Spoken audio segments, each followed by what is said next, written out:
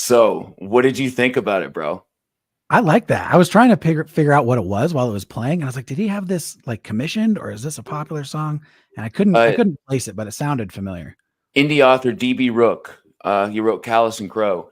He's in Yeah. a band called Terminal Sun in the UK, and they I've heard of rocked them. it out Yeah. for me. Oh, you've Yeah, heard of that them? rocks. Yeah, I've heard of Terminal Sun. Oh, that's sick, dude. I'm gonna tell him, like, make sure you watch the beginning of this live because he knew you.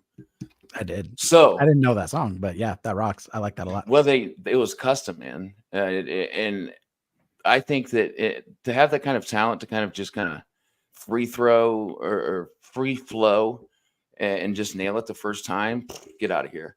So I'm so sorry that I didn't just lead with this, but I'll go into it now. I'm going to introduce a guy that, much like exactly like the guy I had on last night, Chris. I had recently ventured over to TikTok to make some more friends and just kind of expand my feelers rather than just Booktube. And I'm so glad I did, dude, because I found two people instantly that I watch every day. And one of them is about to introduce himself. Who are you and where are you coming from, man? Hi, my name's Jeff. I'm on the internet as Bloodfirejeff. Yes, it is a Bathory reference for obvious reasons. And I like where I live. I don't know. That's dox me. No, I live in Boise, Idaho. Okay. So Boise, Idaho, is that mountain time? Central? Yeah. Mountain time. Yeah, mountain time. Okay, so you're at 6:34 right now? Oh, look at that. I'm getting better at this. Time zones were my nemesis for and they still are if you're in New Zealand, Australia. Oh, because depending on where you're at. Yeah, it's crazy. It's absolutely nuts. Well, dude, I'm so glad that you're here because I absolutely, and my wife too, dude, like you're hilarious. You have a very candid, very genuine way of talking about whatever you're talking. Sometimes, well, a lot of times, you're obviously talking about books, but just like all the rest of the wonderful channels, we go off on these little side streets that are just as epic. So, when did you kind of have the idea to start doing the bookish type thing? Probably, I think it was around this time last year, if maybe like a little later. It was in the winter. And what had happened was basically like, so I am a professional musician. I tour and record and release music and do all that stuff. And that tends to kind of slow down in the winter. And I had all of this extra creative energy and was like, I can't do nothing. I have to do something with my time. And I've been a fairly avid reader for a long time, well, at least since college. So 15 or 16 years. Yeesh. But I read a lot and I don't know a lot of people in my life who do. And I was like, okay, well, there's a bunch of other dorks on TikTok. Let's talk about it. And so I started making videos and they were pretty bad. But that's naturally, fine. right? Yeah. I was like, you gotta start somewhere. Yeah. And they got better over time. And I started, trying to read things that were not necessarily like trendy, but people would watch because they're interested, which was namely like Fourth Wing, ACOTAR, stuff like that, which on the surface level, Jeff does not have a lot of interest in, but it makes for good content. People like that, right? So trying to play to that strength a little bit. I was like, I'll read this and see what the hype is about. So I started doing that and it kind of like never really took off. It was kind of, I had 200 followers, 300 followers, whatever. And then very recently, the trajectory has been damn near vertical, which has been cool. But up until, I don't know, I think my Red Rising review came out about a month ago. That's when I found you. About 6 weeks. Yeah. That was the video that did it, man. Like nobody knew who I was till I put on the mask. A hot take of Red Rising. That's Yeah. So I shit on Red Rising for a couple minutes and I wouldn't say you shit on it. I think you gave it I think you did it well, honestly. I don't think you shit on anything.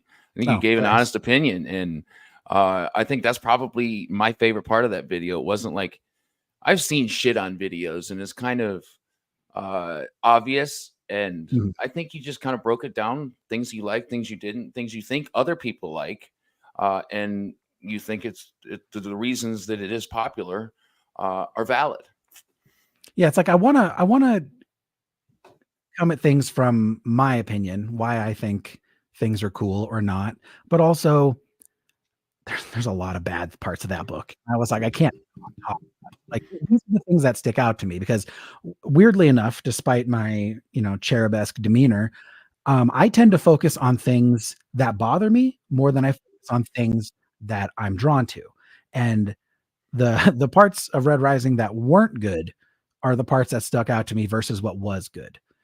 So I was like, I'm Yeah. gonna harp on this because I think that's a video I haven't seen. I've seen a lot of people be like, Red Rising, oh my God, the greatest sci-fi thing ever. And I'm like, how about the fact that he ripped off the Hunger Games and he did it like completely bold-faced. Like it's not subtle. It is like completely unabashedly ripped off the Hunger Games, which of course ripped off a different book. But I was like, there's not really any unique part of this story. Like Sure. that's fine. He told it well, but he didn't come up with any novel piece of this other than character names and some plot points. What do you But think it is? Because I know so many people, and I'm halfway through it, and I don't have a set opinion yet because I feel like there's based on the pace the first half of the book went, up down up down. I feel like by the end of this book, I'm gonna have a lot different opinion than I do at the moment. What is it that you think people just love? Because I know a lot of people that are in love with Red Rising, the whole or what is it, 5 books now? I think it's 5 or 6 books. Yeah. Yeah. So I think there's a couple things. I think there is a slight generational gap where my generation's Red Rising was the Hunger Games. Like that came out when I was an older teenager. We're the And same we were, age, I guarantee it. I was born in yeah, 90. I was born in 90. So yeah, Dude, that came out when we were in like middle to late high school. The movies came out when we would have been like college age. So are that we was kind brothers? of probably. I think that might I didn't mean to interrupt you, but I just like we might be brothers. I think it might We happen. probably. But yeah, so like that was our generation. And Red Rising came out slightly like on the tail end of Red Rising's popularity or Hunger Games popularity. And so I think that there's an age gap there where people who were probably born in the middle to late 90s probably found Red Rising. And I think maybe some people just aren't as persnickety about things. Whereas being a person who creates art a lot, I look for things that are novel or stand out or like and haven't been done or at least improved upon something.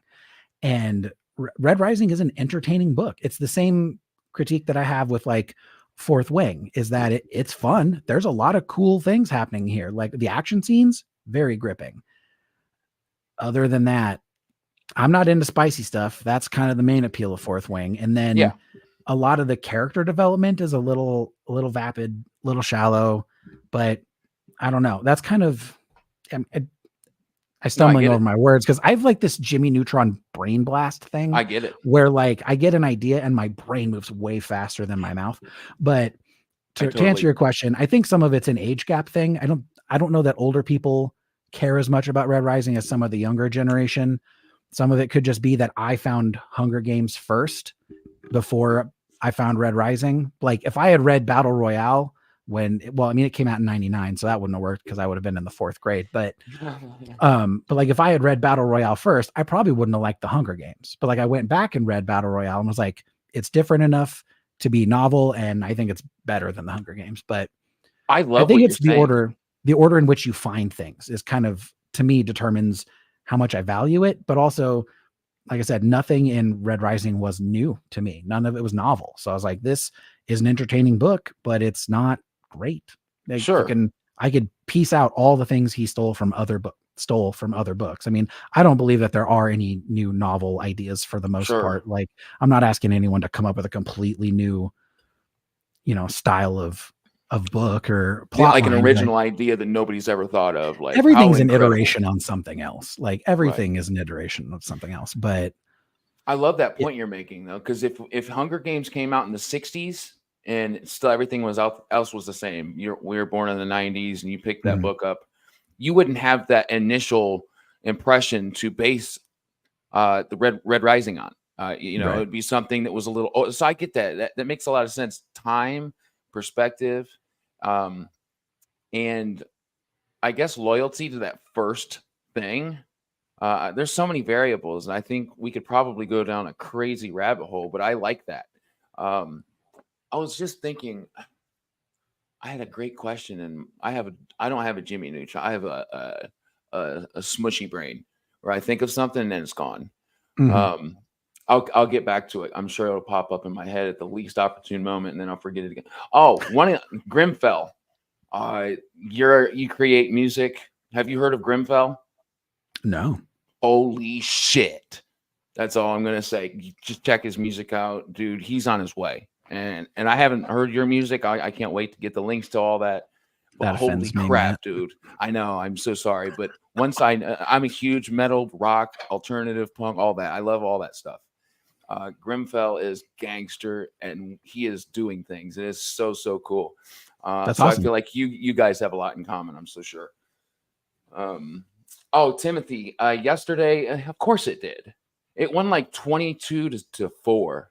And I was so sure I was going to win, but that's the kind of things that I do.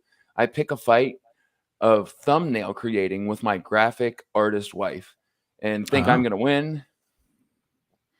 Didn't happen. So, oh, my brain went mush for a second. I'm so sorry, guys. It's been a long day. Okay, so Idaho, I've never been there. Is You're it not beautiful? Do missing you enjoy? anything. Okay, so is it somewhere you would recommend tourists to come and check anything out? If you're interested in like hiking, hunting, fishing, outdoorsy stuff, Idaho is one of the best places in the nation for outdoorsy stuff. I'm an indoorsy guy. All of my favorite things are indoors. I also am not particularly fond of overtly Christian conservative Okay, government. sure. And I mean, we have one of the largest Mormon populations in the nation. I think at one point in time we had more than Utah did, actually. Yeah, that's crazy. Yeah, So I mean, it doesn't suit me politically or socially, but I mean, I was born and raised here, so there's it's deep home. roots. Yeah. It's home. I love that, and I also like a lot of the points you brought up because me and Chris talked about it yesterday, and isn't it so cool that a place like the book community, for instance, like what we're doing, nothing but the books and like what we have in common, uh, end up being talked about or related between because it's we're all passionate about it, and every single walk of life we all find no matter what our beliefs are, we find that excuse to get together and talk about the things we love. I think that's an incredible thing, especially today. Mhm. Like there's so much division. So I'm glad you brought that. I don't know why I went on that tangent, but I love that. I absolutely love that. This is my wife, and she thinks that we look like or something. I don't know. I don't see it. Does she wear glasses? She might need to. Bro, she's blind. If she takes her damn glasses off, like don't let her drive. Don't even let her like eat because she'll like stab herself with a fork kind of thing. She's gonna kill me later. Um, all right. So when did you start? When I love this. I always love asking this question because I'll give my answer and it's probably different. It may not be. Um, when did you realize that literature was something you were passionate about? Was it young? Why do you feel you had this passion? So just kind of touch on all those things if you could.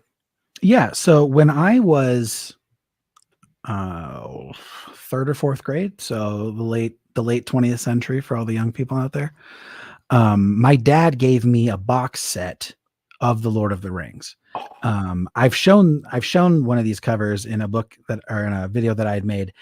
All the covers are terrible. It's this like crappy 70s like super soon. shiny pop art. Like I hate it. Hmm. But my dad gave me this box set of Lord of the Rings, and I read The Hobbit as like an 8 or 9-year-old, and it made zero sense to me, other than Sure. the idea of these like bubbly, rotund little people who loved food. And I was like, this is me. At Yeah, 8 I get years it. old, I was bubbly and rotund and loved food. And I was like, cool, I'm one of them. And I remember there's like this creepy golem on the cover, and I was kind of visually taken with it. I'd always been an adroit reader, to say, like, I don't know if you guys did the what were they called? Not Scholastic Reader, but we used to have to take these tests in Hmm. school where you'd read a book, you'd take a test online on the crappy Windows 95 thing. Yeah. And there was a book test, like, did you read the book? And then it would give you like a Pizza Hut voucher. Yes. I and so remember those. I crushed those so hard that my 4th grade teacher accused me of cheating. Oh, And I wow. was How like, dare and I was, her. and I was like, listen, lady, at 9 years old, I just read Matilda in one night. Like, it's not magic. I just don't have a lot else going on. But so I loved reading, and I also loved pizza. Shout out to back when Pizza Hut was like a good thing. It's fine now, but Bro, I still love Pizza Hut. I'm sorry. I do. no, I like Pizza Hut, but Pan? yeah, pan thin crust. Sorry, I I like had to I like ask the you. thin crust. It's an important question.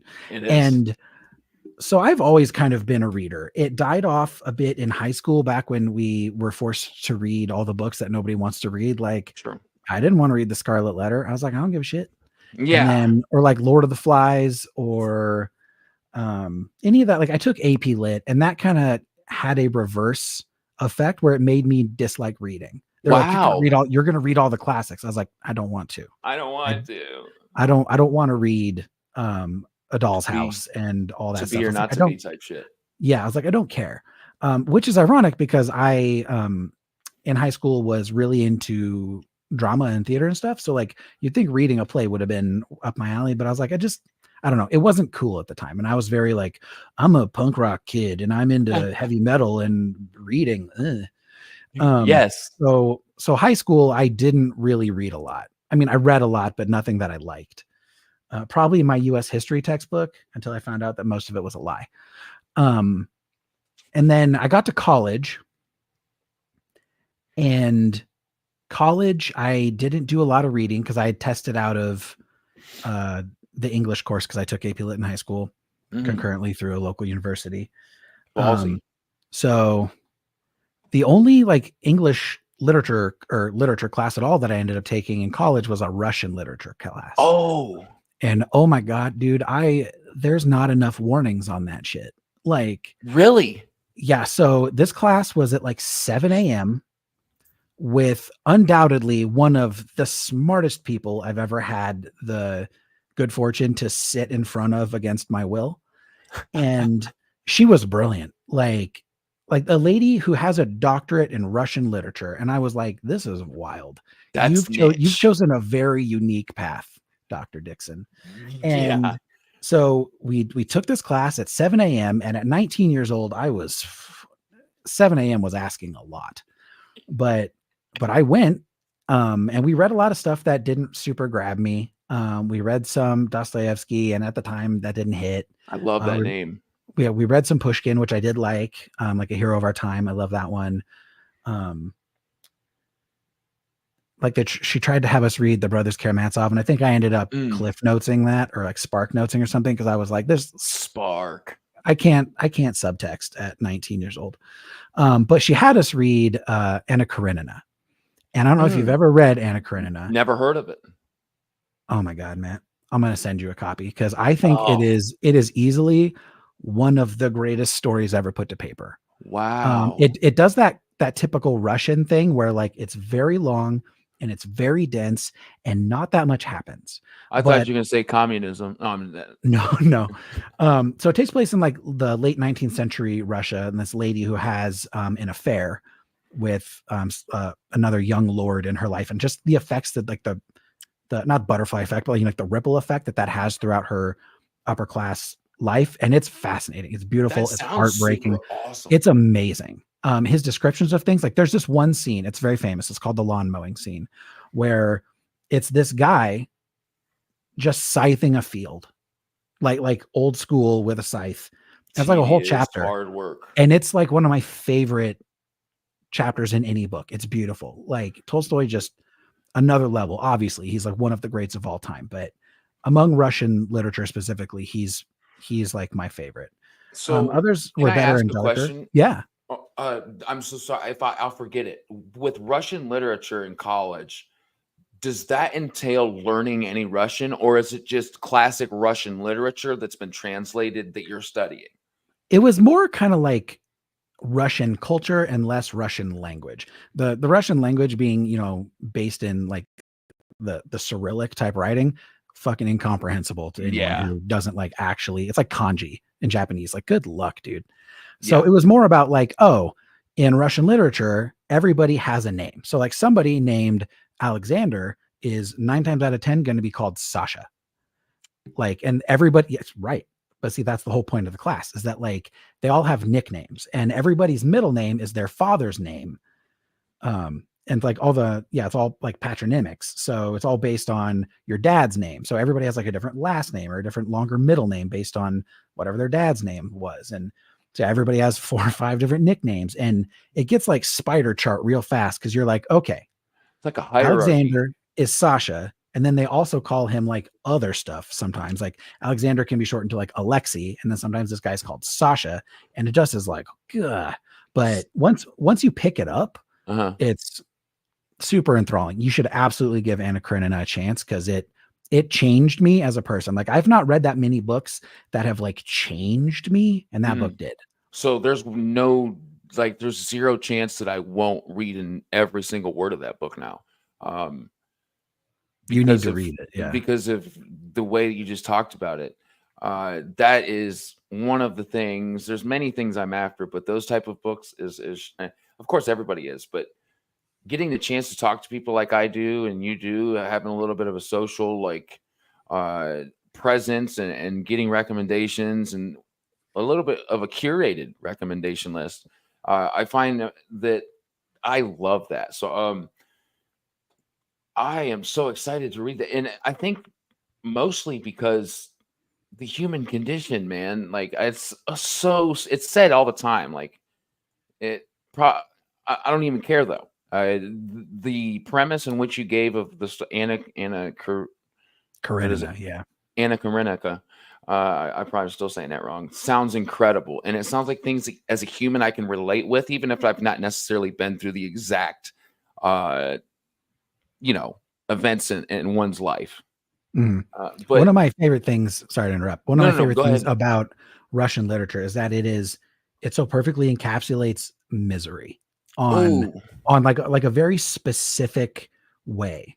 Like if you want to look for something that is just like heart-wrenching, it's Russian literature. Like imagine a place that is so desolate as to be its own thing. Like, so Russia imperially had a fascination with France. Like the Russian upper class was a big fan of speaking French. They would vacation in Paris. Like they tried to model themselves after Parisian society, but it like just doesn't work. And like they're so remote. Yeah, they're so remote and they're so poor, and it just is heavy. Like you get this like very heavy sense of this is terrible, but this is our lot. And just the way that everybody deals with it, like it just is so dark without actually being dark. Like a horror book can be dark, as some teenager gets their head chainsawed off. Like that's terrible. But then there's something about realizing that you are going to eat grain and dirt for forever. Like that is what is your lot in life, is like the ground is going to freeze and you're not going to grow anything for months. And if you didn't grow enough during the summer, you're going to die.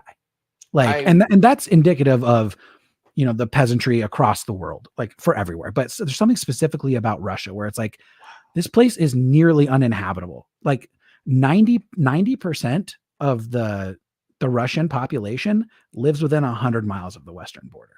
And think about how big Russia is. Huge. Yeah. But everybody lives within, for the most part, except for like the people who live in Siberia and stuff, they all live within 100 miles of the western border. And it seems like a terrible place back in that time, just like crushing. I never have thought about Russian literature ever. I'm glad you brought that up, because when I see those, this is for real. When I see those commercials, I think it's something along the companies like Christians who love Jews or something like that. And I see these old ladies who went through the Holocaust in the middle of winter where they're crying. They're so thankful for like grain, like you were saying, or some bread. That makes me just like want to hug every single, like I trust and believe that misery is uh, a intricate part of Russian literature in the most authentic way, dude, because I've not heard a lot of good things about Russia, whether it's politically, economically, Mhm. lifestyle, culture. And again, I'm not versed on it either, but I can believe that. And I think that as much as it sucks for those people who have been through something like that or continue to go through stuff like that type of misery and suffering, which I really feel. Um, if you're able to learn from that, such as the Russian literature you're talking about, that I'm very excited to get into. I feel like it has a tendency to make a student out of anybody who takes a chance to read it, Mhm. especially if you're There's a unfamiliar with it. yeah, there's a this is slightly tangential, but there's this thing that happens among artists specifically across all walks of life Mm, where and some of this is subjective and it could just be me projecting on stuff, so nobody come for me about this, but there's something that I have found and recognized among people who make profound or incredibly meaningful art are often people who have known profound darkness mhm. or misery at some point. Like people who can see through the drudgery and toil and the soul crushing existentialist dread that comes with peasantry to like make something beautiful. And you Van see Gogh. that, yeah, Van Gogh, the Russian authors, Hemingway to a degree. You get that with people like Mozart is one of my favorite performers. And sure, Ah, he was a, poor and unrecognized for the majority of his life. And then he, died of pneumonia or the flu or whatever, and they dumped him in a mass grave. But think about it. Like wow. when you think about classical music, you think of Mozart, and that Yeah. dude was almost a joke in his time. Like, and but his father paraded him around Europe like a trained monkey. He was a professional performer from the time he was like 4. I think he composed his first symphony at 5 or 6, and like worshiped his father. Spent his whole life trying to appease his dad, and just dirt poor in his time. Terrible. He was probably at very least ADD, if not outrightly autistic. Oh, But yeah. Didn't he he go just like deaf? that was Beethoven. Beethoven went deaf. Okay. Yeah.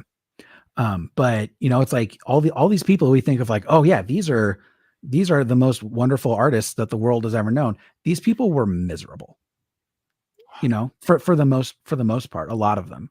And you see the people who to harken back to like a difference between someone who writes like the Pumpkin Spice Cafe. Absolutely, Mm. nobody come for Lori Gilmore. I swear to God, I will get so upset. I love My the Pumpkin wife has a Spice comment that I Cafe. was going to throw up for Yeah, you. I love the Pumpkin Spice Cafe. That kind of art has its place, right? Like no one's putting the Pumpkin Spice Cafe in the Library of Congress. Like Right. that's probably not going to happen. It's not making it into the MoMA. It's Um, love for what it is, right? That's what I right. got from you. Yeah. Yeah, but it's like there's that kind of art absolutely has its place. Like not everybody wants to read about how terrible shit is all the time. But Yeah. there is an appreciation that I think a lot of people have for things that are like, oh, this was made by somebody with a distinctly miserable worldview who chose to persevere through that, like sweep Yeah. away the shit and find beauty somewhere and like pull it out of themselves, right? Because and that's going back to a time when like a lot of those guys or the people, they're not all men, um, those were novel ideas. And the fact that a lot of those things are about like nothing. Like Anna Karenina is about an affair. That's not like a new idea, but it's No. told in such like a painful, sorrowful, moving, incredible way that it is like, damn, this is just about an affair. Like I think there's 1,000 episodes of sitcoms about this shit, but Yeah. this one sticks. So it's like, the same thing with like Van Gogh. Like Starry Night is one of the most recognizable pieces of art ever created, and that man sliced off his own ear and then shot himself. Yeah, So it's dude. like That's misery. that guy was never having a good time.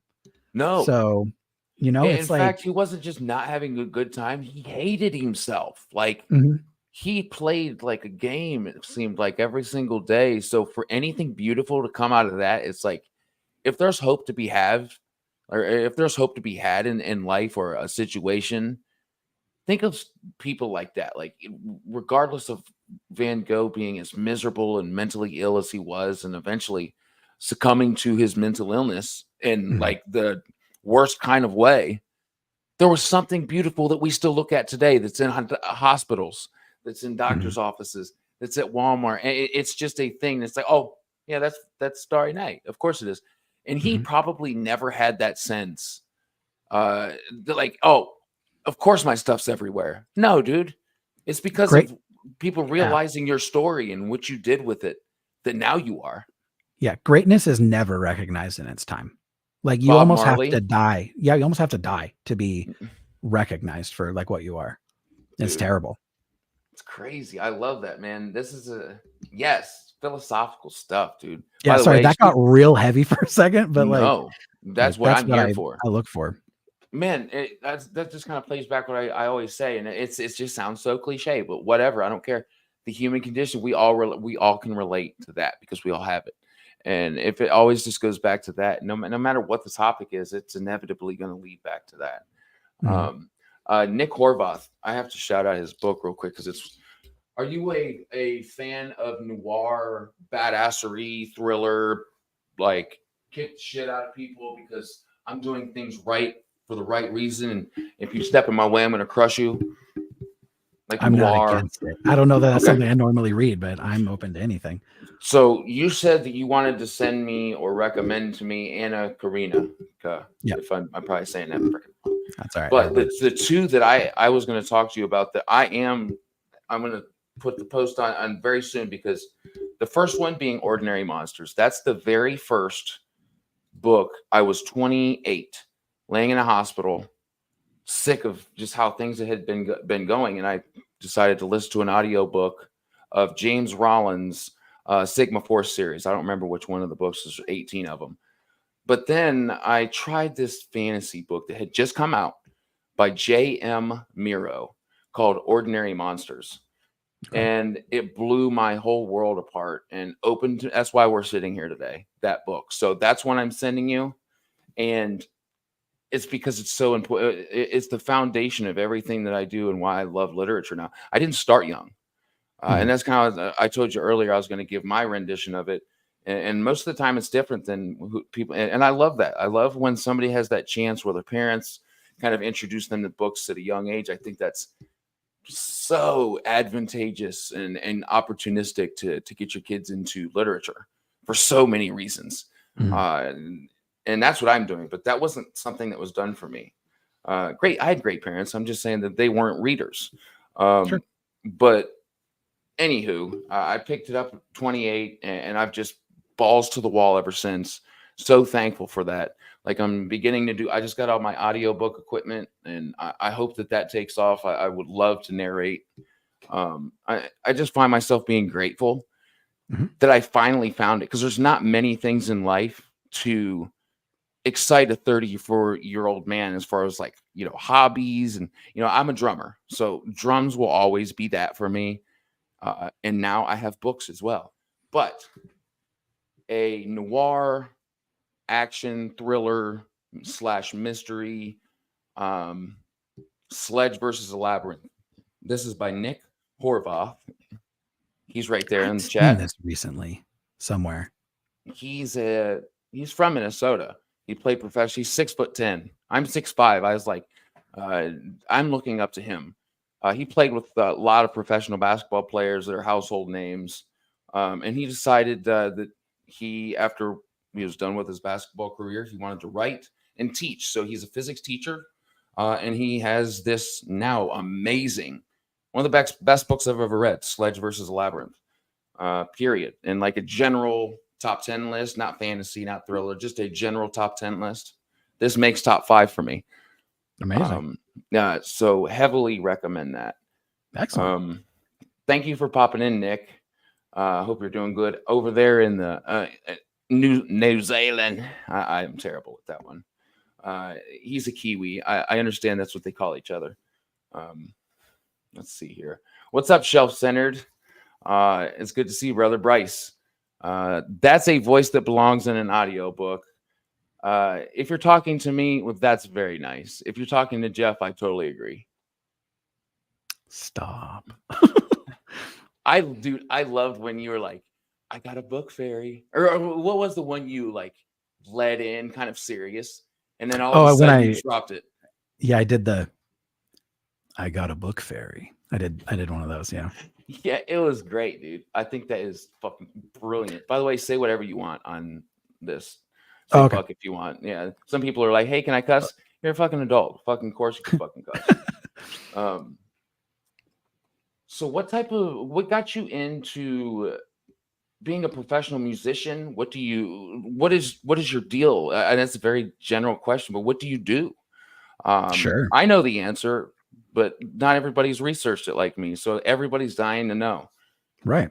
So I have two main musical projects that I am known for worldwide.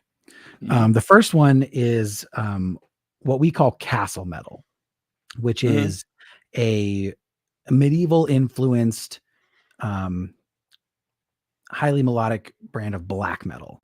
So we call it castle metal. And that band is called Wield and Woe, which I've been doing since 2018.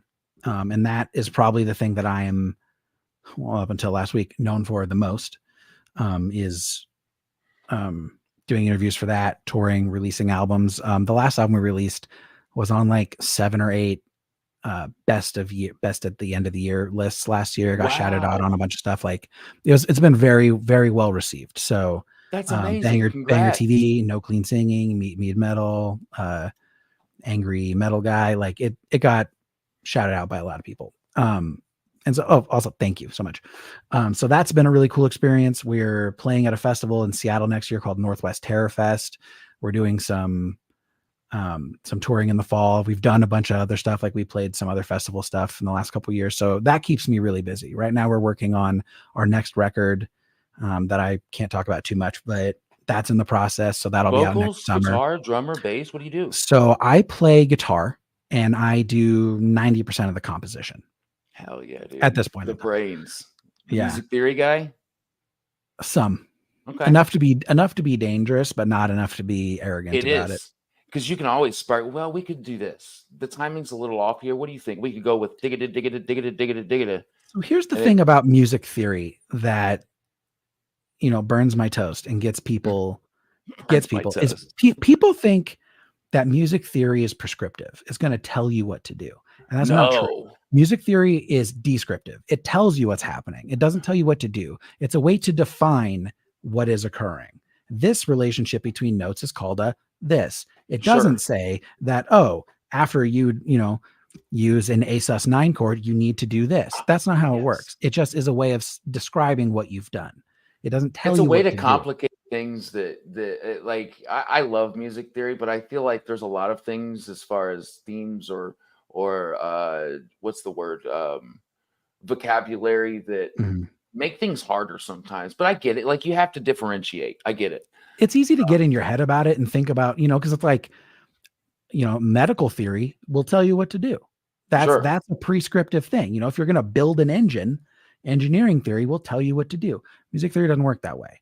It's descriptive, not prescriptive. And so a lot of people get in their head about like, what should I do?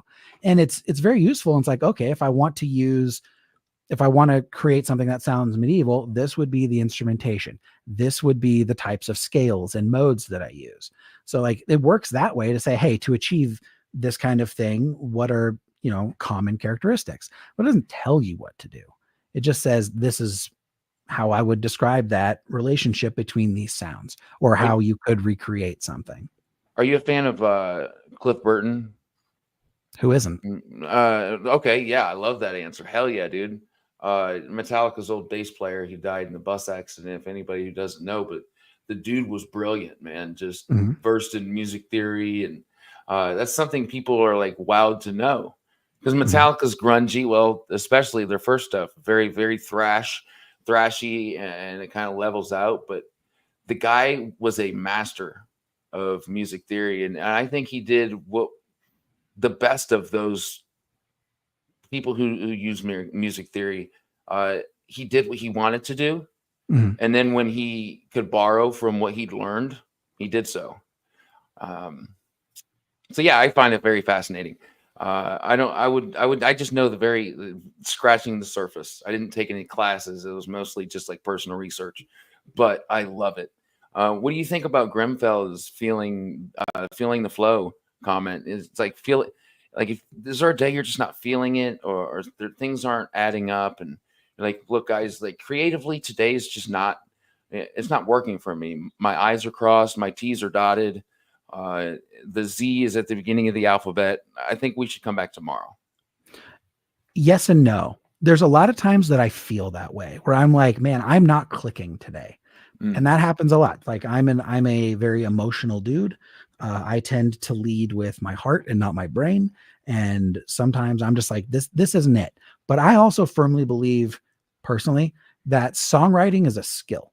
Like in the same way that I can build a chair, I can write a song. So even I can't actually build a chair, but I just mean like in the way that a carpenter would build a chair, I can write a song. And so even if I don't come up with something that I like, when I sit down and I'm like, okay, I'm going to write music, I'm going to write something. Sometimes that thing sucks and I don't like it, but I'm going to do something. I'm going to flex that muscle. I'm going to get into the groove. And I subscribe to this thing called the 5-minute rule, where if I don't want to do something or I'm not feeling it, I give it 5 minutes. Okay. Like, and if after 5 minutes I'm still not feeling it, I will stop. In pretty much every scenario except something that's creative. I will push through when it comes to songwriting, but I make sure that I put in that time. So I am a productivity hacker, quote unquote. So I block out my calendar. Like I'm an intense note taker. I have a to-do list that populates itself every day on my phone. Like I'm an incredibly organized guy. And so when I have, 90 minutes blocked out for composition on my calendar, I'm going to use that 90 minutes. Even if it's just refining something I did previously, like I don't even necessarily have to come up with something new, but I might go back and be like, okay, maybe I'm in an editing mood and not in a writing mood. Shit don't always flow, but I can normally get something out of it. Even compositionally, I can write something. I might not like it, but let me put down a base layer of something. Like I like that. I can come back and fix it. It's a skill. Like the ability to craft melody, write a song is the same as building a chair, putting down a driveway, like writing in, like, I don't know about writing. I get it. I've never done it, but I don't believe that I can't do this today. Cause I don't think that creativity, I'm not a dude who's like, this is my muse. And if she's not floating around today, then I'm just not going to create. Like, no, I'm going to do something. I love that. So sometimes that thing is shitty and I throw it away, but at least I tried. I did something. I committed to the process, and 90% of the time, maybe I kind of like what I did, or at least I'm like, it inspires something I do later. I go, okay, actually, past Jeff, that was garbage, but I listened to it and it made me think about this. And then I come up with something that's straight fire. So, and you're not going home like not having something that was produced, not, you have something that was produced, even if it needs worked on. I can understand. I need that. So I need more organization in my life. I do. And procrastination is something I've struggled with since I was an embryo. And I hate it. I hate it. I hate it. And I haven't found, having kids and a wife now, like having 4 kids, like there's like that part where you don't have a choice, and obviously that gets done, but there's that, should I wait till the morning, or should I take the trash out now, so that when my wife wakes up, she doesn't have a bunch of trash that she has to wait for me to get. I'm sluggish in the morning. To take that initiative to just do it that way. Honestly, at the end of the day, if I did take that initiative, so much more weight would be off of my shoulders. So huge respect for those who can keep that going. Because, gosh, I need that in my life. And I think that, what would you say the key is? Just can do it, dude. Just do it. Just do it, dude. Or is there a way to do it? A lot of it is like, I just conditioned myself. I didn't used to be that way. I used to be like, oh, I'll get to it. And then I just would never get to it. And after so long, it really eroded a lot of my self-esteem, where I was like, man, I know that I'm good at this and I just never do it. And I started slight rant. So hell yeah, go for it. A couple years ago, I read this really informative book, a couple of books. So there's this one called Atomic Habits by James Yeah. Clear. And the main thing about Atomic Habits is that people who set goals often fail.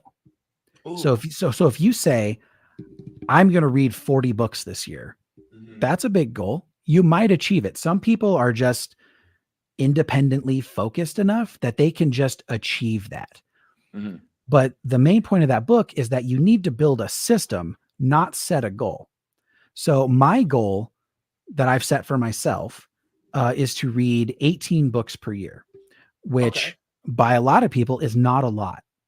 And by a lot of people, that's more books than they read in several years. I mean, it all depends, obviously, but I want to read 18 books per year. So a little over one a month. And the way that I set a goal to achieve this is I read 30 pages every day. 30 pages every day is over 900 pages, depending, a little over 900 pages a month. That's several books. So with your goal, you're creating a system in which you can reach that goal. Correct.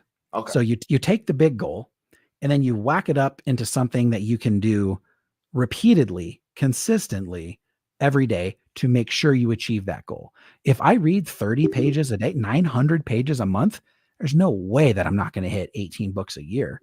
Considering most books are somewhere between 300 and 500 pages, that's guaranteed one book per year. And that, that overture will accumulate. And I do that with pretty much all of my goals. So like, I don't set goals, I set systems. I say, I want to read 30 pages a day. I do that. And then I am crushing my goal. I think I'm at like 34 or 35 books for the year already, but some of those are obviously shorter, but it makes sense. Cause I'll be like, hey, I want to do 15 of this a week.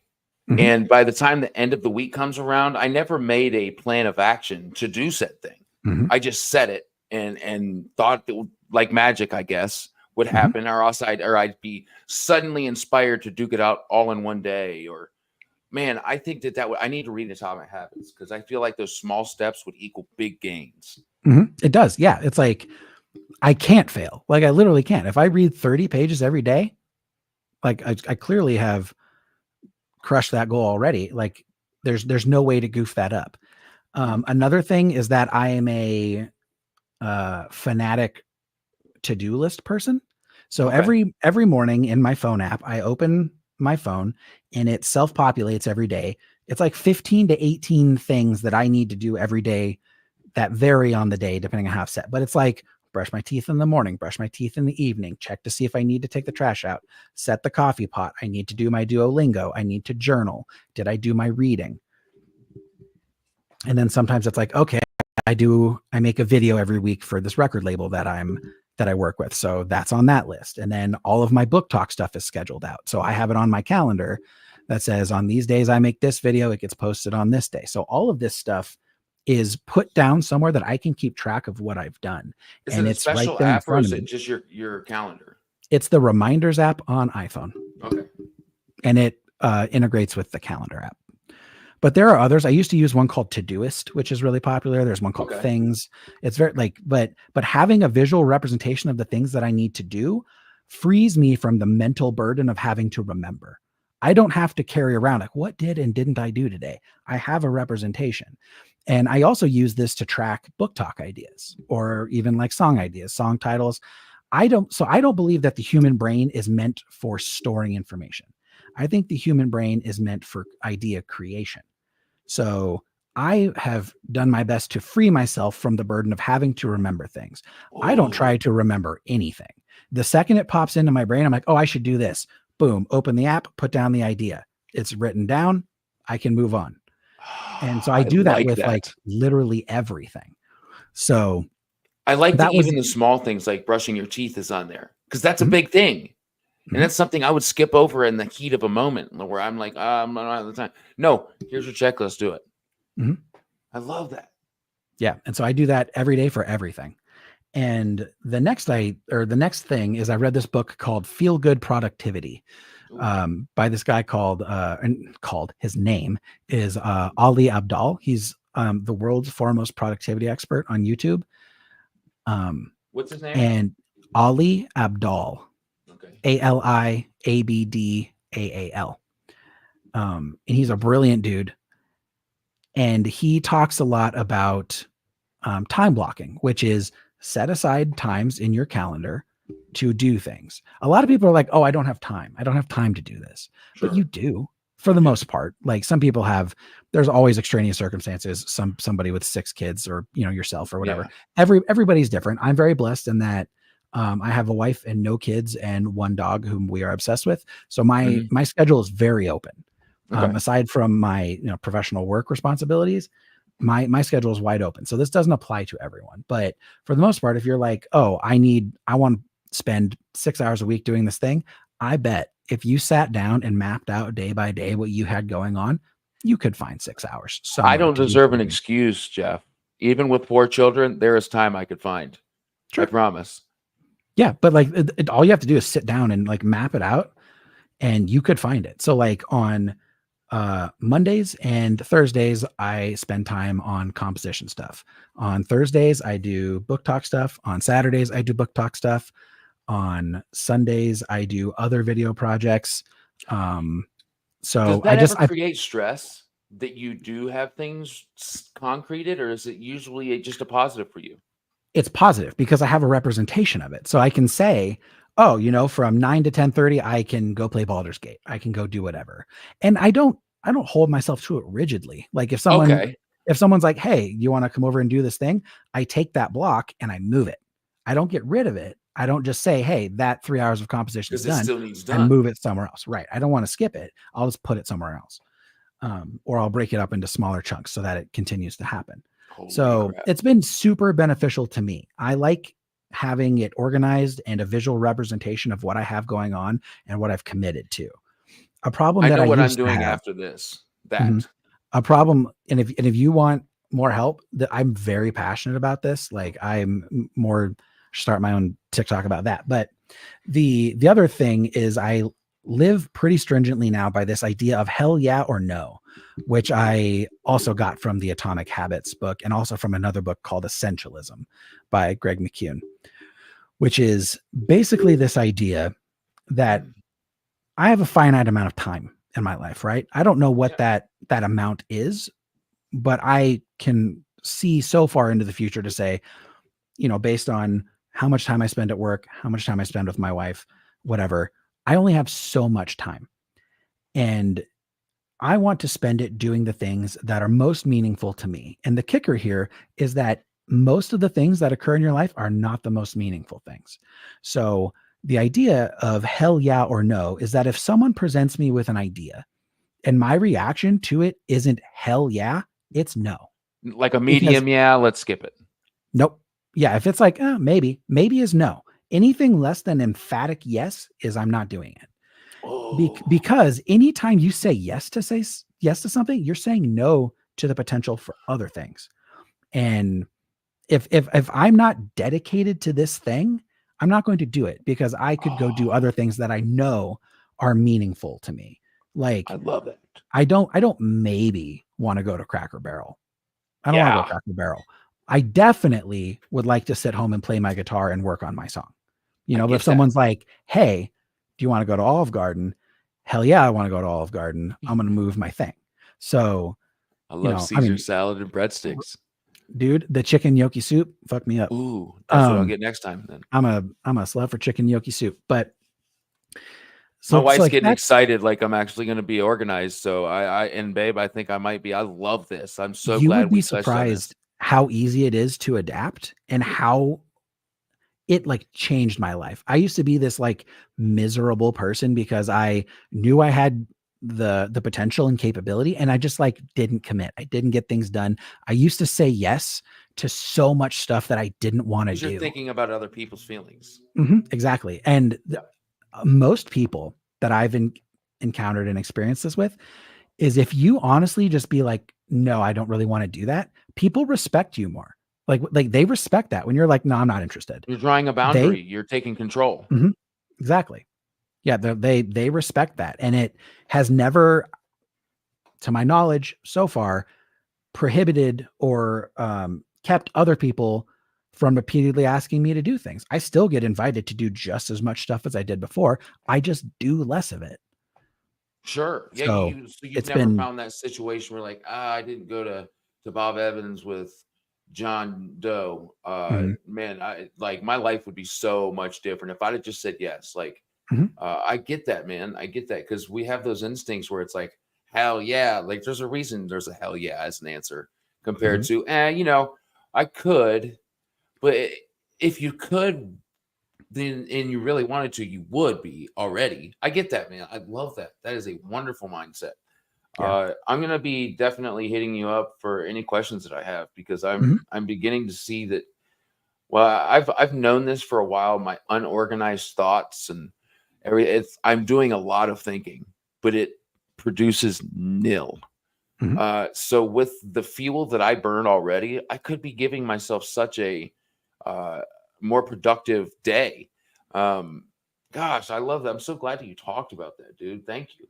Mhm. Yeah, like outside of books and heavy metal, I love organization, efficiency, productivity.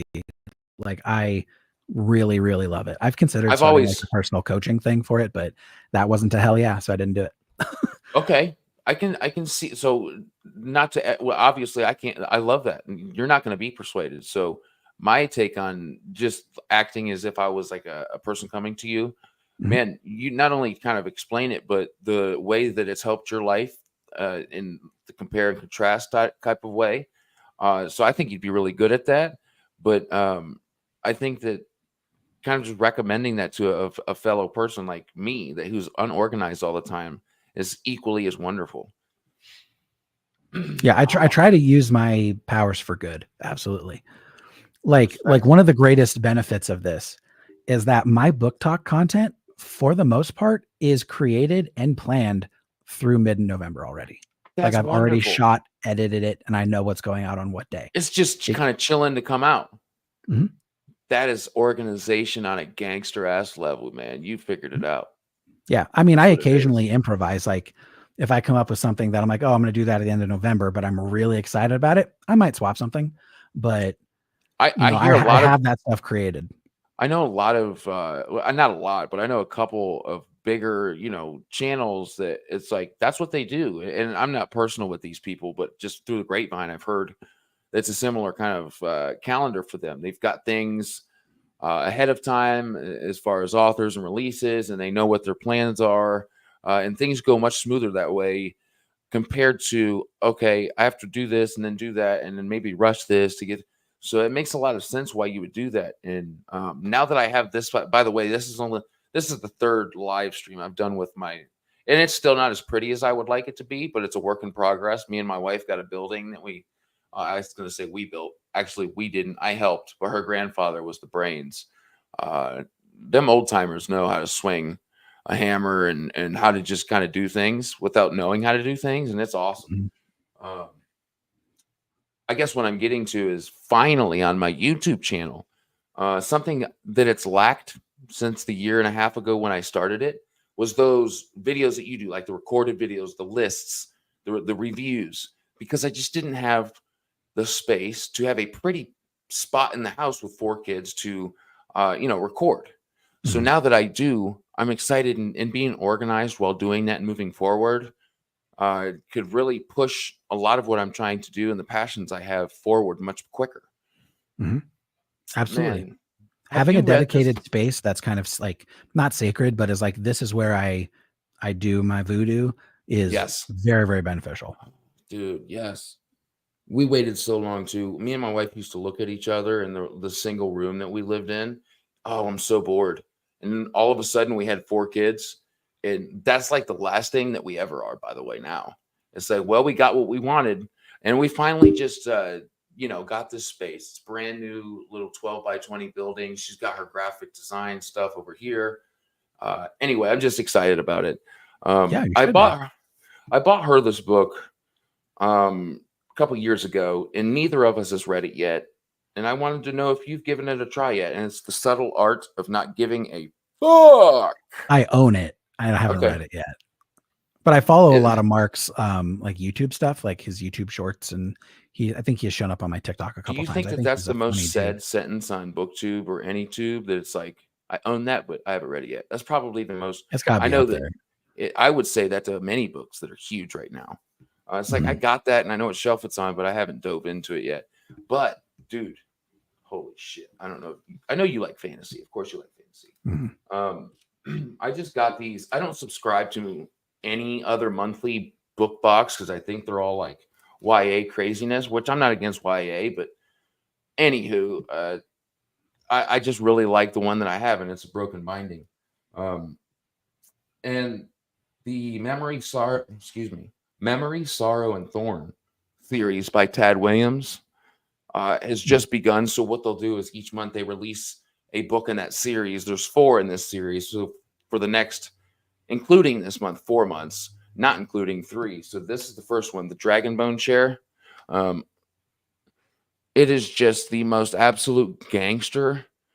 I Mylar wrap mine, so it's a little shiny, hard to see, but okay, I've heard of this book. It dude, has been recommended. Oh, the sword on the edges. That's hard. Isn't it, get the hell right? And then I was like, man, that is so cool. And I always like to look at the naked hardback. And I was just blown away even further. So here's the front of it, the spine, and a lot of the times the back doesn't have shit on it. Yeah, that rocks. Dude, and it's so affordable. Like, it's great. Anyway, I just dove into I remember what I was going to say earlier now. I told you it'd come back. So when you were talking about things that are done over and over again, there's not many of those themes or tropes that I'm like a huge fan of. And if it's done over and over again, I'll probably get a little sick of it and then come back to it when I'm not so, tired of it. But the tropes that I will never, ever, at least I don't think I will, get tired of. And like I said, I just dove into the Dragon Bone Chair today, and it is full of this, is that tavern and mead filled, reluctant, outcast young man or woman, boy or girl, who is probably not going to amount to anything or doesn't plan on it. And it just they're okay with that. That, they've been put down their whole life. The older people have told them, the elders have told them, like, don't expect a lot. You're not capable of what A, B, and C is. And that's how this has started. And I just, having read the synopsis, I am just giddy. I'm past happy. I'm giddy to dive back into this tonight when we're done, just because those tropes are pure and evident and in the best way, man. And there's 4 books in this series that are chunky. Yeah. So that's a good size book. I guess kind of what I'm leading into are there any of those tropes for you that unequivocally there's never going to be enough books in the world that has this certain trope for you to get sick of it?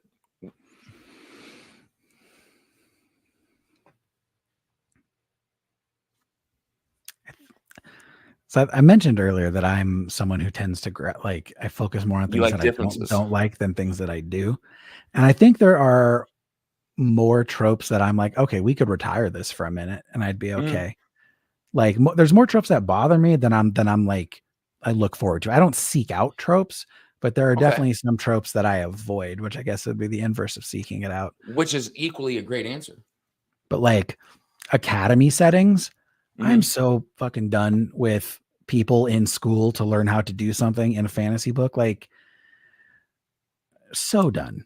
Like between fucking Red Rising again, or the Poppy War, or what's that series where like they go to school to learn to be an assassin? Nevernight, I think is what that one's called. And then you have, oh look, we're wizards and Harry Potter. I'm like, can we just can kids do something that isn't in an academy? I don't know. And some of that is like, I just don't love YA stuff a lot of the time.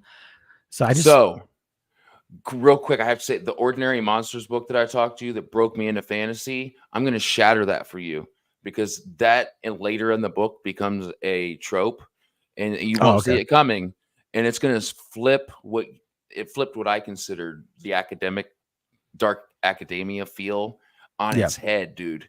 That's cool though. I can't wait for you. I hope that you read it, man, and let me know, even if you hate it, bro. Like, it took like that Harry Potter, because Harry Potter when we were growing up was like, that was it. Like, and then there was Twilight and some Hunger Games, but Harry Potter was the OG of our time for sure. The beginning, the middle, and the end. Yeah. So when we hear dark academia or academia period in a fantasy book, that's instantly where my mind goes. Now I haven't read Poppy War. I've read half of Red Rising. I'm a mood reader, so my wife thinks I'm weird because I go to book without finishing them. But that's just it. Like, I haven't read a ton, but just kind of being done with Harry Potter at the moment. I don't want any more of it at the moment, and I haven't for a while. I can understand your take on the academia trope.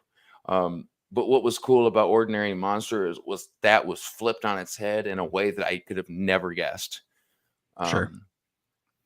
What else? Is there any others? Well, finishing point about the dark academia thing is that it's a convenient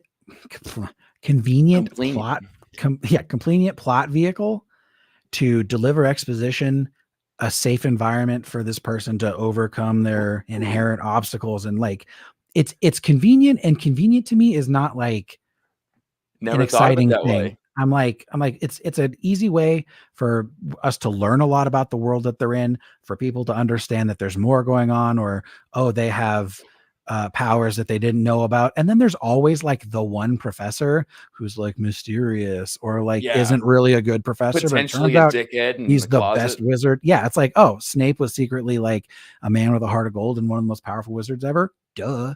And then like in the Poppy War, that same thing happens. Like, there's one of the teachers who teaches like some stupid subject who he ends up being like, I don't know, an incredibly powerful shaman. But he also like dark arts. Yeah. But like this person always like also like pulls the pants down of like kids at the academy. It's like, oh, of course that guy's the brilliant one because he's also an idiot. Like, it just gets tiring that way. Like, the same thing kind of happens in Red Rising later on. Like, there's this one proctor who keeps showing up and you're like, okay, yeah, he's going to be important because he keeps fucking showing up. So just stuff like that. It repeats itself. Like, it doesn't seem to be a thing that evolves a lot. It just is like plug and play different thing happening. I don't think I could take let's say an academic setting with a teacher that's brilliant, supposedly, if he's depantsing children, even if they're like older teenagers, like that would confuse me. Like, what teacher acts that way, and who considers this guy brilliant? It'll make more sense if you read it. But what was the book again? The Poppy War. Okay, so that's definitely been on my TBR. Babel is one that I'm really enjoying. I'm not finished with it either, but I'm really enjoying. I hear it's quite different, but I've actually heard. I have a couple buddies. I won't throw no shame on them because they truly freaking hate Poppy War, dude. Like, hated it. Like, they thought it was written like a second grader type. That like hated it. And then I've heard people who just like, oh, dude, I loved every single sentence of it. I think it's a similar thing that a lot of people do. When things are popular with anything, like, you get the people who were trying to have me hung over my opinion on Red Rising. And then I'm like, okay, that's fine. I liked Poppy War, but like all of that criticism, I think, is very, very valid. Okay. Like it's her first book, I think. So it's a little rough.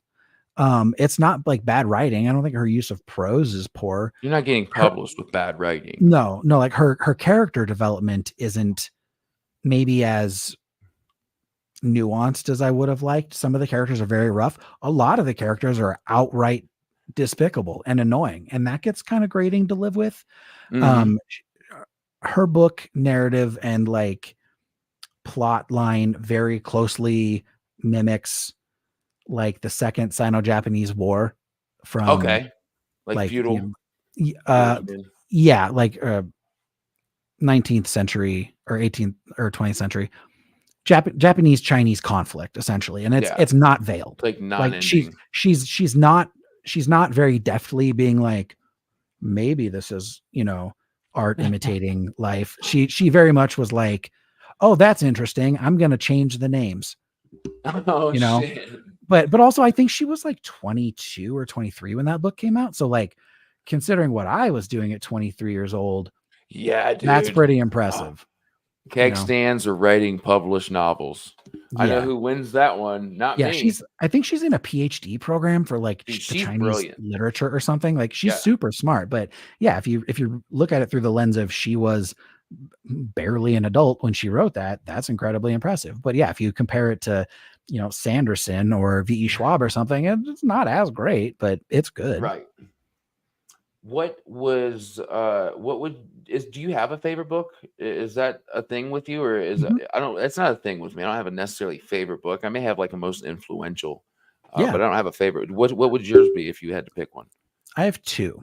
Okay. So my favorite book for of probably like all time, my favorite book of all time is The Fellowship of the Ring for Okay. obvious reasons. I have a bunch of Lord of the Rings tattoos that you can't see because they're like kind of That's covered, but awesome. like Frodo's right here. Like Hairy feet and all? Lord of the Rings is a huge thing. Very hairy feet. Hell Lord of the yes. Rings is a huge thing for me, like as a person. So sentimental, got me into fantasy. Like I remember distinctly watching the movie when I was 11 years old in the theater, and the scene with the ring wraiths, like Yes. scared me to tears. Like as an 11-year-old, Where I they're was like, hiding? holy. It's the bit where they're running to get to the ferry. Yeah, dude. Yes. And the ring wraiths are chasing him Right after that. and just the sound, and then like, you know, Frodo runs and jumps onto the boat and they take the ferry down. I was like, oh my God, that was probably the most intense thing that I've ever seen. Or like showing up As with an the prancing 11-year-old. pony, like trying not to like be seen, but you're super short and you're Mhm. going by what was the name they were going by? Underhill. Underhill, yeah. Yeah. Oh, I know Frodo Baggins. He's right over there. Oh Yeah. no. Yeah. Yeah. Where they're hiding and all the bugs come out. That was it for me. Yeah. So that movie was super important to me as a child who's developing, I guess was a dumb way to say Yes. that, but my No, I get it. development was greatly enhanced by The Lord of the Rings. And then my favorite, like purely, this is a fantasy novel that I've read as an adult, was The Lies of Locke Lamora by Scott Lynch. Yes. The Lies of Locke Lamora is one of the most unique and interesting, very adult, like fantasy books that I've read in the last 5 or 6 years. And like that book, I recommend it all the time. It has stuck with me forever. Scott's brilliant. Yeah. Like that trilogy blew my mind. That book, like the plot twists that Scott pulls off in those books made me gasp. And I'm not a dude who's like pretty easily like tricked. Like I can normally be like, are you familiar with the concept of Chekhov's gun? No. Okay. So in theater, in playwriting, my history or my college degrees are in theater. I have a degree in classical performance, acting, and then I have a degree in history. And there's this concept in theater called Chekhov's gun, which Chekhov, is like like Anton Chekhov. Yeah, Okay. Chekhov. And the concept is that if there's a gun that shows up in the first act, it needs to be fired in the third act of the play. You can't show a gun without that gun being fired. And so this is a very common thing. And once you catch it, you start recognizing those moments. Like this is it's especially prevalent in film. Like anytime you see like someone put a cell phone down on the table and it pans away to that phone real quick and then back, that phone's going to be important later. Yeah. Like later on, that phone will be important. If you see someone like set something down and it shows like that thing being set down, that's important. And so once you kind of start keying in on things, it's absolutely formulaic. People abuse the hell out of this. But once you see something being noticed or put down, and you can pick those up, like, okay, that gun's going to be important. Someone's going to get shot. That phone's going to be important. Someone's going to miss a call's going to come through, whatever kind of dumb shit phones do. But I consider myself fairly adept at picking up on these cues. And so things don't necessarily like surprise me a lot of the time. Someone's like, that's going to come out later. Yeah. It's like if someone says something offhanded in a book that's weird at the moment, it's not weird at the moment. That's going to come back. Yeah. Does that suck? No, sometimes. Depends on how it's used. Yeah. It's a side tangent. Like, as someone who, took years and years of theater and has done a lot of performance, and as someone who writes and releases and produces and creates music, I don't view those things the same way that I consider that like people who are not creative in the same fields would view them. Like, I don't like just magicians. sit back and right. Like a magician would sit there and be like, okay, I know how he's doing that. He's doing this, whatever. And then the regular folks, they're like, oh, exactly. When like I can listen to, music and someone would be like, that's incredible. And I'd be like, that thing is so easy to do. The ease of something is not indicative of its artistic value. Absolutely. But like people get wowed by very simple things because simple is often better. Right. But I view movies through that lens of, okay, now we're in the second act. Okay. That thing's going to come back. This person's going to end up doing this thing because that's their archetype. Like film is obviously derivative from, or was derived from theater. It's a lot of the same things carry over. A lot of times in music, I can kind of intuit where a chord change is going to go. I'm like, okay, this chord they're going to do like a 1-5, a 1-5-4 here. That's you being familiar with your art, man. Right. Yeah. I've heard enough music that I can, okay, this is probably going to go here. Like a country song, most country is 1-3-5, 1-3-5. Maybe sucker for it. Right. And that's fine. It works. Like Post Malone didn't get popular because his music is complex. That's not what people want. Nobody's going down to like boot scoot to like, freeform jazz. Dream theater. Dream theater's not a boot scooting, Right. Yeah. People want a boogie. And yes. But oh shit, what was I saying? Oh, the Chekhov's gun thing. Yeah. I pick up on those things pretty regularly, and I'm mostly right, I think, when that stuff comes back. So I don't get surprised a lot. But the things that happen, Scott Lynch has my number, man. Like I'm drooling waiting for this fourth book because through the lies of Locke Lamora, through Red Seas Under Red Skies is one of the only books to make me cry. Wow. And I'm always searching. That book brought me to tears. And then Republic of Thieves, I'm just like, God, how does this dude do this? Like, I don't think he's written anything else. I think he just has these 3 books. Yep. But I'm like, bro, he does short stories. I was like, bro should be teaching a class because this shit is genius. Like his ability to like completely change the direction, and like you think it's going to be one thing, and then it's completely something different that's way worse. Have you ever heard way him higher talk? Stakes? Never. Okay, if you look up like an interview or a video of him, I think it'll make a lot of sense to you. It makes sense to me because I'm a similar mind. I'm not saying I'm anything like Scott Lynch, other than my brain doesn't slow down. Mm-hmm. And I think that he's able to hop on that train and take wherever his brain is going and do it in the fullest. I don't know if that makes sense, but doing it in a complete way where he embraces the chaotic thoughts, the raciness. And I'm not saying that any of this is true. This is what I got from just listening to him talk. And I hope to talk him on the channel soon. I would die. Dude, he is just, I've talked to him. Last time I talked to him, he was going to get back to me. He was on vacation. So hopefully one day that would be, dude, that's like a legendary. Anywho, when you sign up for Broken Binding, the special edition book monthly thing, it usually it took me over a year to make it even on the list that gets books. So probably over 1,000 or 2,000 people had to kind of like quit their subscription or fall off or what have you. And then I finally made it. It was over a year. I was so excited.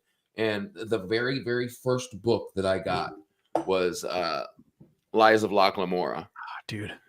And I'm like 40% done with it. And the banter is absolutely wild.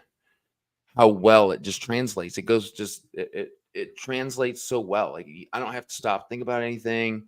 I'm just reading, having a great time. Yeah, he is a master at.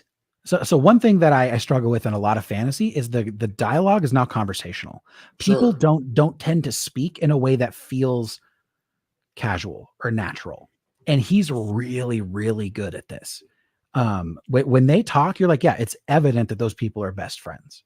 Like Yeah. the way they bicker, they fight, they insult each other, like you can tell.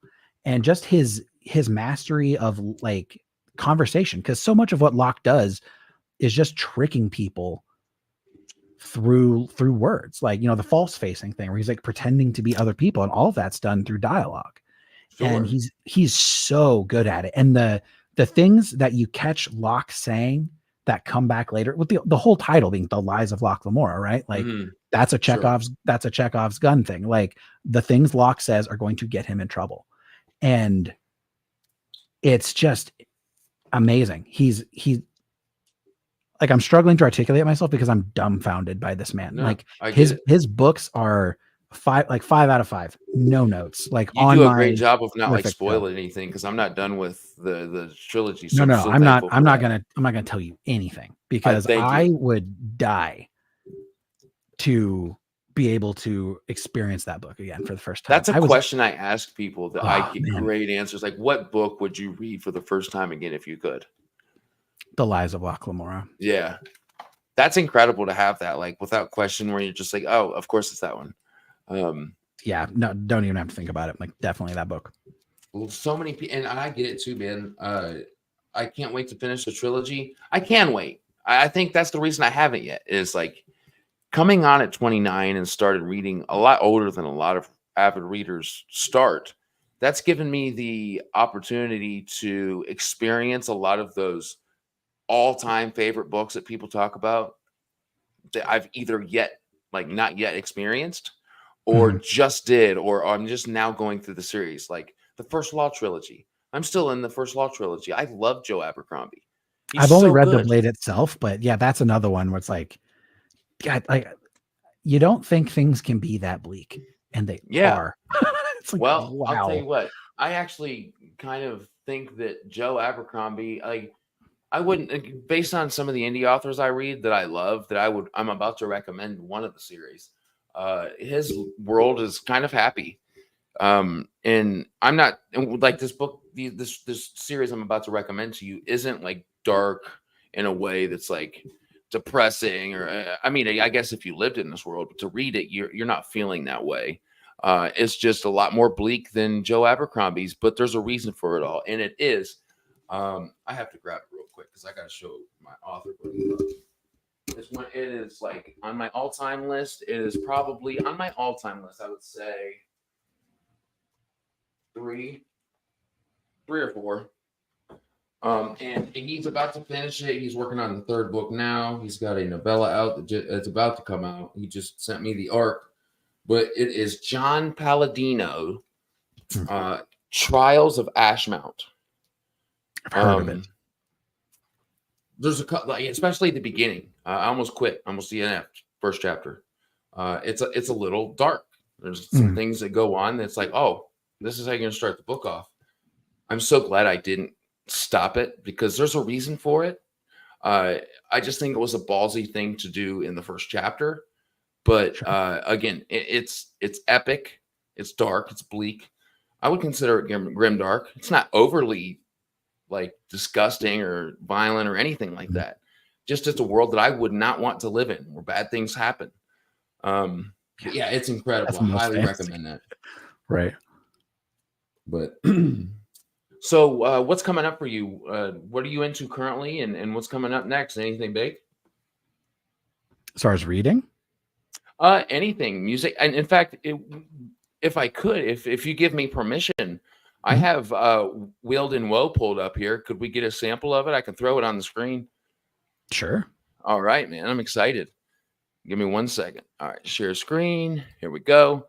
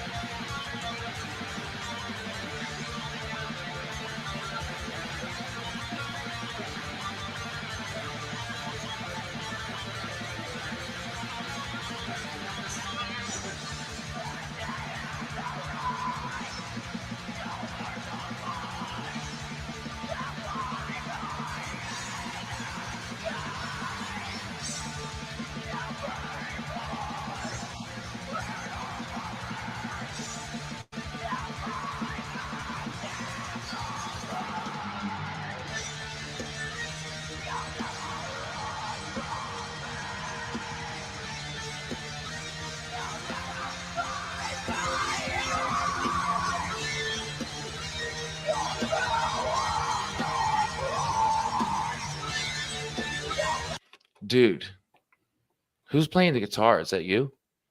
Me and another guy. That wrist muscle, dude, you've got it. That's a Yeah, lot of years. strumming. I first of all, so remind me real quick what you categorized this as. Castle metal. Castle metal, dude. Yes. That Mhm. was like the thing that was missing that I had no idea was missing in my life. Mhm. Is to maybe like I'm pumped about a book or something. It's like super epic fantasy, get some more in that feel. Yeah, Castle metal, dude. that song's not super indicative of that general vibe, just because I wrote that song a while early on. We have Okay. an album out called For the Good of the Realm, which should be directly Mm, under Wings of Hate on the right side there, on the right with side. the lady with the knitting Oh, or there the it is. sewing. Yeah, and that Mhm. is that's our like, well, that's more indicative of the castle metal thing. It's got far more folk and medieval influence in it. Wings of Hate is more second wave black metal influenced. Okay, let's do a few seconds of that real quick. Yeah, Oh, hold on. I don't. I think that is that the one that we just played. that's the one we just played. Oh, okay. I'm retarded. Sorry. So I'm looking at your. I don't know if you can see it. Nope, it went off. So I'm looking at your link tree. You've got your YouTube, your book wish list. By the way, I love it when people have that. Instagram, Book Talk, your Bookstagram, Wield and Woe, and By Fire and Sword. Am I missing anything that I need to add below in the description? Nah, that's good. Excellent. Well, Oh, and the other oh, thing I didn't talk go about, ahead. By Fire and Sword is my other band. And that's more of like, By Fire and Sword is kind of more in the line of like Ghost, Iron Maiden, I love Ghost, dude. some earlier like Metallica stuff. That kind of like highly melodic twin lead guitar playing. Yeah, and it's a kind of a satirical play on like Pentecostal revival Christianity, like Okay. the churches who like Mhm. those dumbass guys who were like, the snake will not bite me because the Lord will prevent it. Like He's that. gonna It's a bite play you, on, dog. yeah, it's like those guys always get bit and they always die. Yeah. But it's a play on that kind of vibe, kind of a Jim Jonesy tent revival thing. I think we literally call it like a heavy metal tent revival. Oh, But I like that. I like the feel of that. Like yeah, without even hearing anything. I love that. yeah, it's much more mainstream heavy metal. It's clean singing all the way throughout. Um, so that tends to be a little more palatable for people. Okay. No, I get I get why you would. I get that because I feel like something like from now that I know what it's called, Castle Rocket or Castle Metal is going to be, um, for me at least, going to be for those special moments, like I said, maybe before like an epic book, or if I was still in high school and played football, like I'm throwing that on the earbuds for sure. Mhm. Um, Metallica though too, man. So if I can't wait to check that out. So guys, I just wanted to say all of the stuff that I just put on the screen, as well as so many other links where you can watch his TikTok, Book Talk page is absolutely incredible. I'm there for it all. And I'm just thankful that Jeff, you came and hung out on the channel for a little bit, man. It means a lot, and I've had so much fun. We dove deep on some comments, and that's my favorite comment topics. Mhm. That's my favorite thing. Absolutely, I like to get philosophical up in here. Yeah, I was flattered to be invited, Matt. So thank you so much. Well, I can't wait to have you back, brother. Oh, the last thing I finally did remember too. I saw that you just got oh shit, what the hell is it called?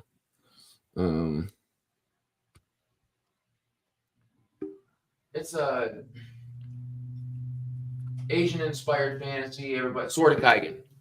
I did just get the Sword of Kaigen. No, you haven't read that yet? Me. No. Okay, so let me know if you're into this, but I would totally be down of doing a like a buddy read. I've got a Discord, and we could maybe at the end of it come back and talk on the channel because I haven't read it yet either. Okay. So I would love to whenever you have a schedule out for when you're going to read that, man. I'd love to read it alongside you and maybe talk about it afterwards because the hype's real. At least the hype's there. I'm hoping it's real. Yeah. So the one thing in my life that I don't schedule is what I'm going to read next. Okay. I read by mood. Sure. So Me too.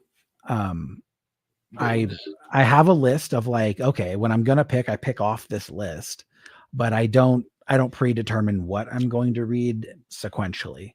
So right I guess now- what I'm saying is like Yeah. the sort of Kaigen would be worth me like dropping what I'm reading just so I was reading it alongside you so we could talk about it, because it's let's do I it. feel like you would have great points and I would hopefully have something to add with it. I'm really interested in Sword of Kaigen because a lot of people think it sucks.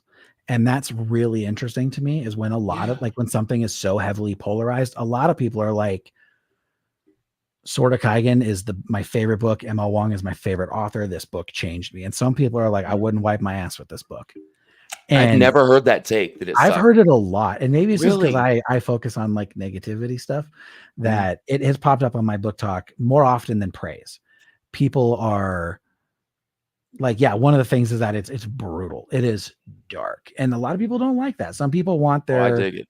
like happy-go-lucky fantasy stuff. And apparently Sword of Kaigen is not that. So that leans it more positively in my favor, because I like a fair amount of darkness and brutality in my That's more realistic. Stuff. Yeah. I mean, life happens to all of us, and I doubt if there's a person that goes through life without a struggle, well, you are one lucky son of a gun, because 99.99% of us struggle. So to read and relate to that, I think is something I truly value as well. So, so Cinnapalm, thank you for that comment. And Molly, I wasn't quick enough to put words down in the chat. But Molly has a wonder. My wife just finished it in a day and a half. Dark Bloom. It's a horror slash kind of take on a zombie story with a girl and a man. The man character struggles with being a veteran and PTSD, which she got the very, very reliable information from her husband, who is a veteran that has dealt with combat and stuff like that. So my wife is very, very picky and tore through that book like it was a Frida McFadden book, which that's her favorite author. She takes like 2 days to get through those. So I had to throw that up there. Thank you for being here. Thank you for representing, and we'll see you the next time. Jeff, dude, I always tell people, by the way, if it was over 45 minutes or an hour, it was such a natural conversation that I forgot that we were even live. So that is 100% true here. And I just want to thank you, man, for letting me borrow you. Thank your wife and let me borrow you, brother. Yeah, dude. So I do apologize on that. I'm a long-winded guy. I got a lot to say, but yeah, I love being here. Let's do it again. And I appreciate the time, and thanks to everybody hanging out in the chat. Yeah. And by the way, long-winded on a live interview is like the key. So that's perfect, brother. So thank you guys for being here live as well. All the comments are, it's like my favorite part, other than like the person that I'm having on. Number 2 is always the chat. So you guys let me know there's people there who care about what we're saying. So thank you so much. And for those who catch this on replay, I hope you enjoyed it. Comment and tell us what you liked about it. Like, share, and subscribe, all that YouTube stuff. But I have to say, it doesn't just help me, because anybody that watches this interview is definitely going to go check out Bloodfirejeff on TikTok, or click the links below to his link tree, find out what he's doing, because if you've watched this interview, you're definitely interested. So like, share, subscribe. It helps other people as well, especially authors, other content creators. And we will see you soon. I'm not sure if it's tomorrow or the next day. I will get back with you guys on X and TikTok and all that fun stuff, and let you know when the next chat is. Jeff, you have a wonderful night, brother, and we will talk soon. Chat, y'all have a wonderful day, as night, morning, wherever you're at, and we'll talk next time.